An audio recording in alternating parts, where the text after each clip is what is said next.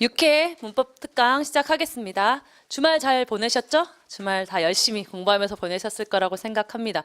문제 푸는 거를 좀 봤는데 고전 문법 공부를 여전히 안 하고 있어요.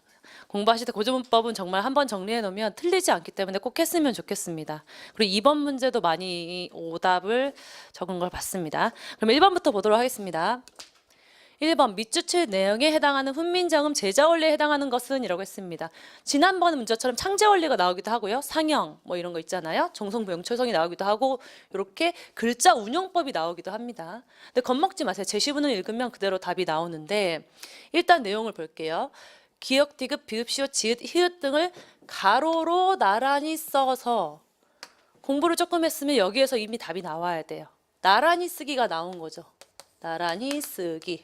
그래서 나란히 쓰면 이렇게 끝뜻붓 쌍기역이 나오고 필요한 경우에는 이렇게 겹받침도 나온대요. 그러니까 똑같은 애가 붙어 있거나 다른 애가 붙어 있거나. 그렇죠. 이게 나란히 쓰기 병서법입니다. 병서법이고 병서법 중에 같은 자음끼리 묶어 있으면 뭐다? 각자 병서. 각자 병서. 그리고 서로 다른 애들끼리 합체되어 있다. 다른 애들끼리 합체되어 있을 경우에는 합용병서. 이렇게 외워주시고요. 같은 애들끼리 붙어 있으니까 각자병서. 아시겠죠? 다른 애들끼리 있으면 합용병서. 그래서 답은 3번이었죠. 합용병서입니다. 한자도 아셔야 되는 문제였습니다. 그래서 합용병서가 맞아요. 그리고 1번부터 보면 각자병서. 위에 거겠죠. 밑줄 안 그어진 거 위에 거가 각자 병서입니다. 그리고 가액자는 기본자 가나마사오, 가나마사 여기에 뭐 이렇게 획을 하나 더한 거, 획이 하나 더 붙은 거 이런 걸 가액자죠. 이렇게 가액자가 제자 원리고요. 그다음에 연서법이 4번에 나왔는데 여러분이 이게 지금 조금 약하니까 한번 정리하는 시간을 갖도록 하겠습니다. 글자 운용법 5가지가 있어요. 5가지가 있어요. 그래서 병서법은 말한 것처럼 나란히 쓰기. 이름 그대로예요. 나란히 쓰기라서 이렇게 뭐 쌍비읍이 나온다거나 비읍, 시옷, 디귿이 붙는다거나 이런 식으로 옆으로 가고요. 같은 것은 각자 병서, 다른 것은 합체한다. 이렇게 생각하시고 합용병서 이렇게 외워주시면 되겠습니다. 그 다음에 연서법이 있습니다. 연서법은 이어쓰기예요. 이어쓰기. 위에서 아래로 이어쓴다는 게 좀 다르죠. 순경은 비읍처럼 이 밑에 동그라미 똥 쳐 있는 거 이런 게 연서법 이어쓰기예요. 기본자를 만들고 그 글자를 가지고 어떻게 배열을 해서 또 다른 글자를 만드느냐 이런 게 글자 운용법이고요. 연서법은 이렇게 나옵니다. 그 다음에 병서, 연서, 그 다음에 뭐 나와야 되죠? 부서 나왔습니다. 부서법, 부서법은 붙여쓰기예요. 이거는 모음에 관한 규칙이라서 모음을 자음 밑에 아니면 자음 오른쪽에 이렇게 붙여 쓰는 게 부서법이죠. 뭐 뭐 가가 있으면 가, 구 이런 식으로 모음을 붙여 쓴다.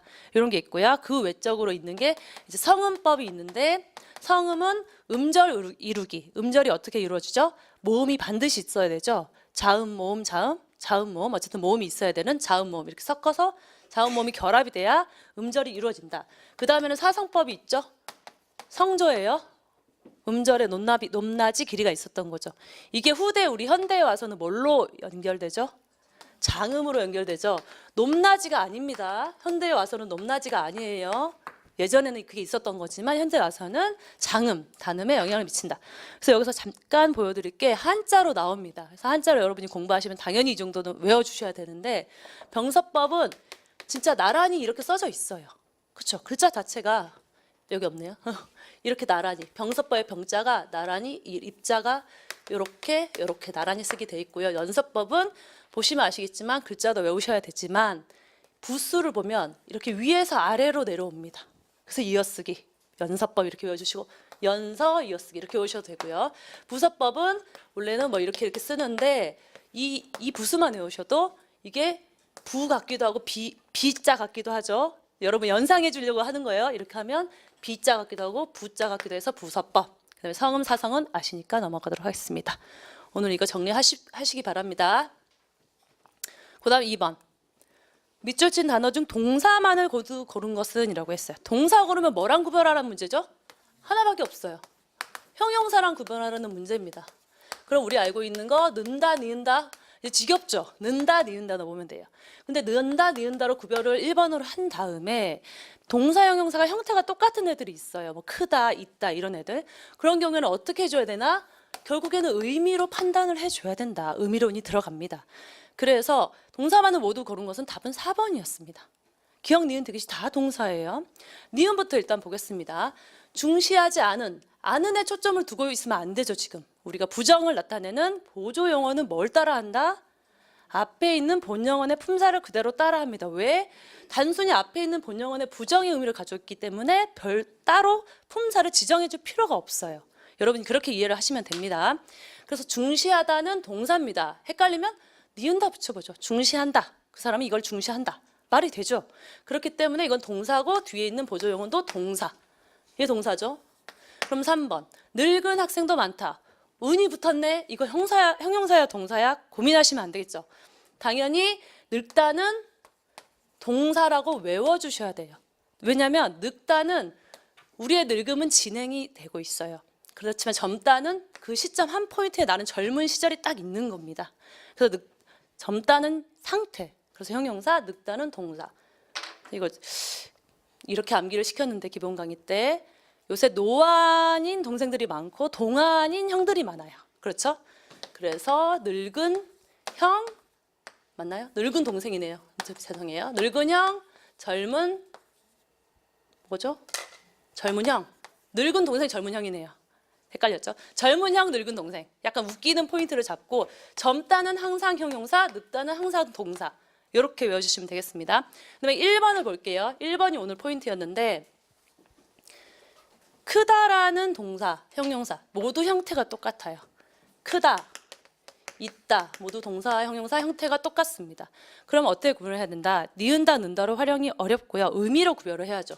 여기서 나오는 크다는 예를 들면 딱 어느 시점의 포인트, 저게 참 크다. 딱 그 시점의 그 상태를 묘사할 때는 형용사고요. 진행, 크고 있다. 진행의 느낌이 있으면 그때는 동사입니다. 여기서 항상 크는 분야라고 했죠. 딱 큰 상태를 말하는 게 아니라 크고 있는 분야라는 거예요. 그러니까 진행, 움직임이 느껴지면 동사로 보시면 되겠습니다. 그래서 답은 3번이었습니다. 이거 정리해 주세요. 이거 오답을 찍은 학생들이 많았습니다. 그다음에 3번 통사적 합성어 나왔죠. 통사적 합성어는 뭐죠? 우리말 어순에 맞게 배열된 거죠. 어렵게 보시지 마시고 관형어 뒤에 명사가 온다거나 동사 연결되어 있는데 가운데 연결의미가 잘 붙어 있으면 생략되면 비동사고 잘 붙어 있으면 돼요. 그래서 해설지를 나머지 보시면 되고 3번이 맞았죠. 구리다에 관형사용어미 니은이 붙었고요. 그 다음에 냄새를 나타내는 명사 내가 붙은 겁니다. 구린내. 가져오다는 가지다에 오다가 붙었죠. 거기에 어라는 연결의미가 잘 붙어 있습니다. 그래서 두 단어를 연결할 수 있는 거죠. 그래서 문제가 없습니다. 그래서 4번이 정답이었습니다. 그 다음 4번. 자, 목적어가 아닌 것은 이라고 했어요. 너무 쉬운 문제였어요. 목적어는 뭐냐면 목적격 조사를 통해서 실현이 됩니다. 그렇죠? 그럼 목적격 조사가 생략이 될 수도 있겠죠. 조사는 생략이 가능하니까. 그럼 목적격 조사를 넣어서 어색하다 그럼 답인 거예요. 그러니까 목적어가 아닌 거죠. 10년 후에 자신의 모습을 상상해 보셨나요? 오케이, 괜찮습니다. 이 책을 아직도 내가 읽은 적이 없다? 좋습니다. 세제 혜택을 강조하였다. 다 어색하지 않아요. 그렇지만 여러 자료를 사람들을 공감할 계획이다. 무슨 말인지 모르겠죠. 그래서 답은 4번이었어요. 이렇게 풀고 넘어가시면 되겠습니다. 그 다음 5번. 유의어의 종류가 다음과 다른 것은 얘네 관계가 유의어라는 건 제시를 해줬어요. 그래서 무슨 관계인지가 중요한 게 아니죠. 유의어인데 어떤 종류의 유의어냐. 보통 이런 문제는 뭐 순우리말 한자어 아니면 한자어 뭐 이런 식으로 배열을 해놓죠. 그래서 그렇게 구분을 하면 옥수수랑 강냉이는 순우리말이었습니다. 모두 순우리말이고요. 답은 2번이었고 사과는 한자어입니다. 여러분 이거 외워주세요. 사과는 한자어입니다. 그래서 한자어, 순우리말 결합이라서 유의어의 종류가 다른 것이었죠. 그 다음 6번 맞춤법 나왔습니다. 이런 게 이제 조금 지식을 묻는 문제라서 여러분이 암기가 필요하죠. 맞춤법에 맞는 건데 답은 1번이었습니다. 나무라다 맞습니다. 선생님이 학생들을 나무라거나 부모님이 우리를 나무랄 때 나무라다는 맞아요. 그럼 뭐가 틀린 말이겠습니까? 나무래다. 이거는 없는 단어입니다. 아무래도 없는 단어고. 나라 안팎 아니고요. 안팎. 안팎. 친구가 막연하면 안 되겠죠. 막연해요. 너무 어렴풋하고 눈에 보이지가 않습니다. 막연한이 아니라 막역한, 거스를 게 없는, 허물 없이 지내는 친구. 막역한, 막역하다 이렇게 외워주시기 되겠어요. 둘 다 있는 단어입니다. 4번 게시판 아니겠죠. 하늘에 게시를 받는 판에서 과자 이름이 가득 적혀 있으면 안 되겠죠. 그래서 어이죠. 게시판. 이거랑 관련 단어 몇 개 암기할 거를 제가 적어 왔습니다. 자, 휴게실이고요. 의뢰 그러하다 의뢰고요. 캐캐 묵다도 어입니다. 그 다음에 돌멩이도 어이고요. 우리 결에 할 때도 어임이에요. 이런 거는 조금 모르시는 부분은 정리를 해두시면 좋겠습니다. 그 다음 7번도 맞춤법이었습니다. 7번도 맞춤법이었죠? 답은 3번이었어요. 걸음을 다 치우다 했을 때는 쳐내다가 맞습니다. 쳐내다가 맞습니다. 그럼 1번부터 보도록 할게요. 뒤뜰이 틀렸습니다. 뒤뜰. 이제 뒤뜰 이게 사이시옷인 걸 알려면 빼보면 뒤랑 뜰이 결합되어 있죠. 합성 명사는 맞습니다. 그렇지만 사이시옷을 넣을 때는 뭘 봐야 된다? 사이시옷이 들어가는 이유가 뭘까요? 앞에 모음이 있을 때 뒤에 된소리. 우리 그때 못된 나나모 이렇게 알려줬죠. 못된, 모두 모음 뒤에 된소리가 나니까 사이시옷을 넣어준 건데 이미 된소리 표기가 있어요. 그럼 사이시옷을 적을 수가 없습니다. 이게 원칙인데 이게 어려우면 그냥 이렇게 외워요. 뒤에 된소리, 거센소리가 있으면 사이시옷이 들어가지 않는다. 이렇게 외워주시면 되겠어요. 위층처럼. 그래서 뒤뜰이 맞습니다. 뒤뜰. 이게 맞는 단어고요. 짐작컨대는 하가 줄어들 적 어떻게 줄어드냐 이거죠. 여러분 보시면 짐작하건대가 있고요. 그 다음에 부지런하다가 있습니다. 하다가 있어요. 둘 다 하가 있죠. 근데 하가 줄어들 적 원칙이 하 앞에 받침이 좀 제가 끌겨 쓰죠. 하 앞에 받침이 울림소리이면 외운 원칙이 따로 있을 거예요. 그리고 다시 설명하면 하가 줄어들 적에 앞에 울림소리이면 같은 울림소리만 줄어들어요. 그래서 히읗이 살아있겠죠. 그럼 거센 소리로 바뀐다 이거죠. 부지런다. 뭐 하 울거 이렇게 외우신 분들도 있을 테지만 일단 원칙적으로는 하 앞에 받침이 울림소리면 같은 울림소리는 아만 생략되기 때문에 부지런다 이렇게 줄어들고요. 하 앞에 기억 안 울림소리가 왔죠. 그러면 안 울림소리도 같이 줄어들어서 짐작건대 이렇게 갑니다. 그 다음 4번 눈 덮인 아니죠. 덮이다 덮이다라고 발음을 하겠지만 덮이다 그 다음에 높이다 이거는 알아두셔야 돼요. 피읍 뒤에 희가 안 온다 이렇게 암기해 주시면 되겠습니다. 그 다음 8번 밑줄친 어휘가 적절하게 쓰이지 않은 것은 어휘 문제가 나왔습니다. 답은 2번이 맞았죠. 걷잡다는 걷잡다 티읕 받침 걷잡다는 겉만 대충 보면서 헤아리는 거예요. 대충 걷잡아도 10명은 되겠다. 아니면 예산을 걷잡아서 보지 말고 다시 한번 생각해 보아라. 이런 식으로 대충 헤아려 보다라는 의미입니다. 이거는 기세를 잡다. 이거는 걷잡다. 디귿 받침이죠. 거두어 잡다. 거두어 잡다. 무슨 말인지 알겠죠? 걷잡답니다. 그래서 2번은 걷잡을 수 없어서 이렇게 쓰셨어야 되고 일반 입맛을 돋우다는 맞고요. 안경의 도수는 돋구다. 그렇죠? 틀린 말 이건 다른 말이니까 입맛은 돋워지는 거고 안경의 도수는 돋궈지는 거고 그슬다 불에 태우는 거예요. 겉면은 불에 태우고 그을다는 연기나 불에 검게 그을리는 거예요. 불에 태우는 건 그슬다. 검게 그을리는 건 그을다.